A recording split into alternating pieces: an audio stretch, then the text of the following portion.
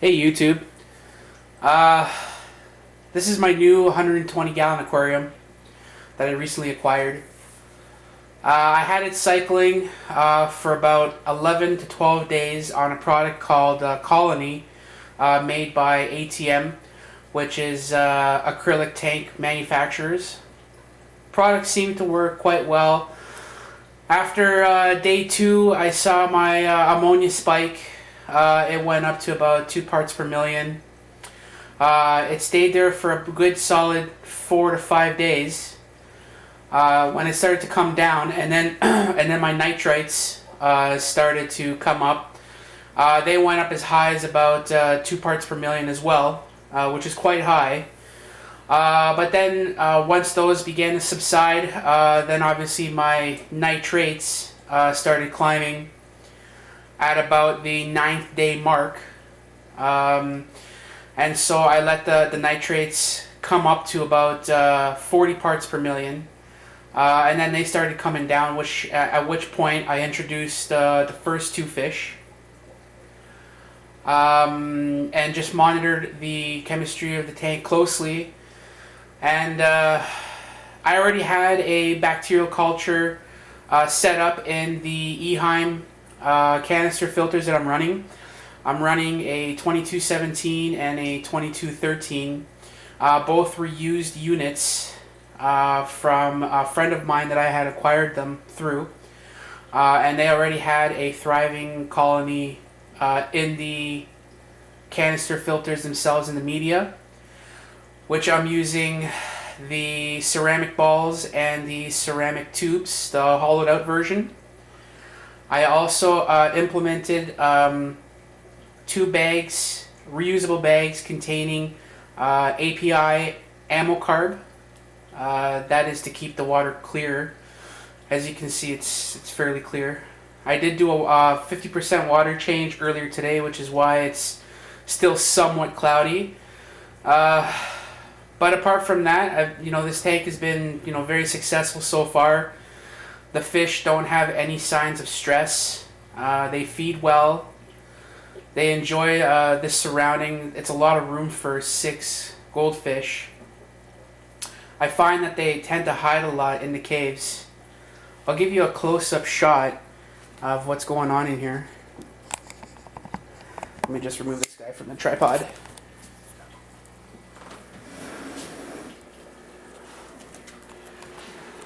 So what we have here is just a fairly standard lion head.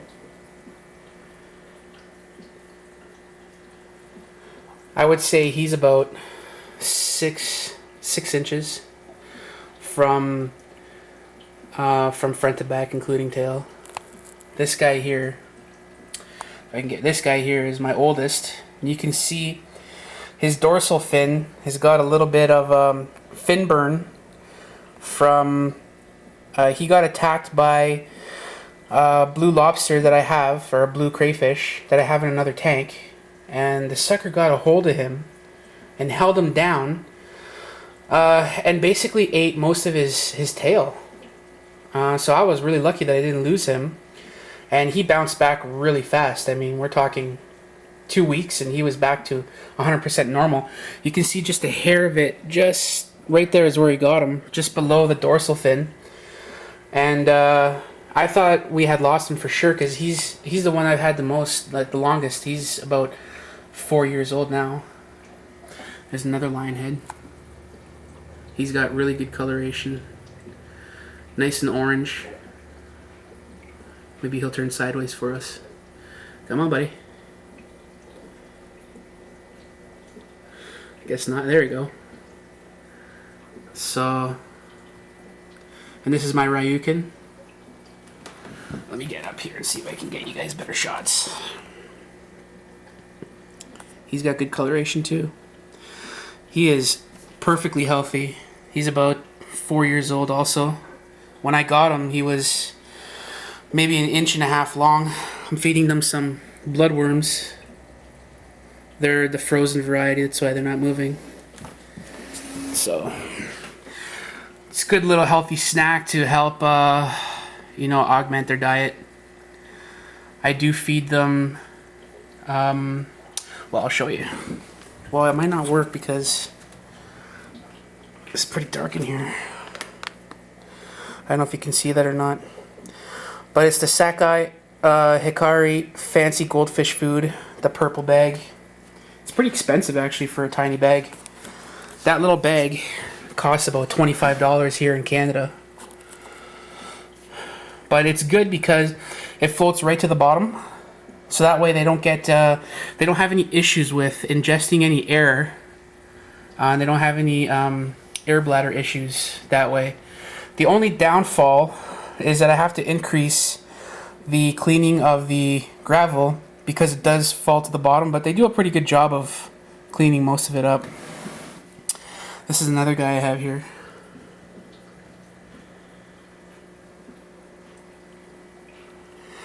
He almost looks like he's starting to grow pom-poms, but I don't think they're gonna get huge, unfortunately. But he's still a pretty good looking guy nonetheless. So, for decoration, what I have here is mostly red lava rock, along with some live rock. There's a large piece back there. Fake plants. I decided to go with fake plants. Well, I had to because I am running a 0.1 to 0.2% salt content in this aquarium. So there is salinity in this aquarium. Now there's a lot of debate whether or not it's good or not for fish. I haven't had any issue, but with this lighting, you can see there's slime coat. Check it out on that guy especially.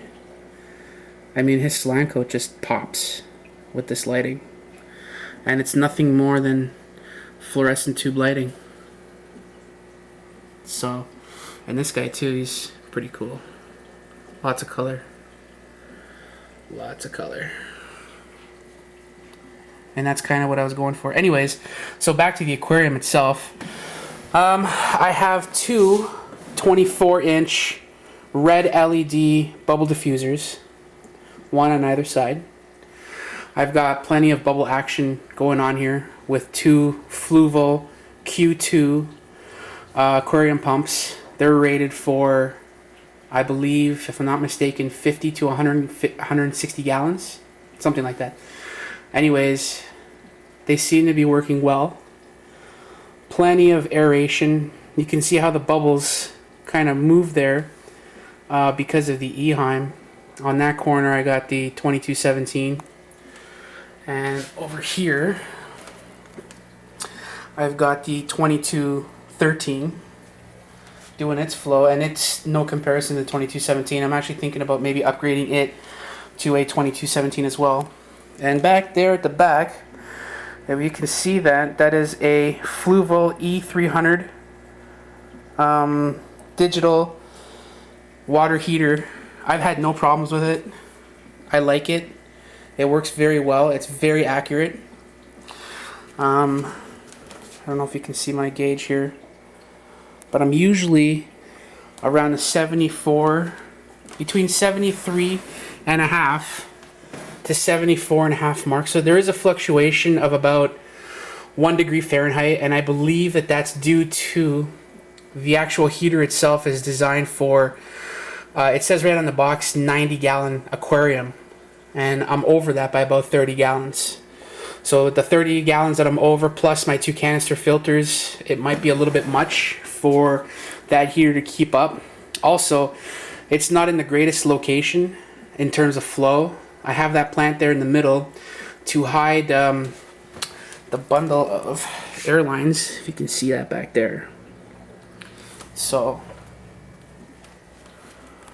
this is my setup. It's not final, but it's a good start.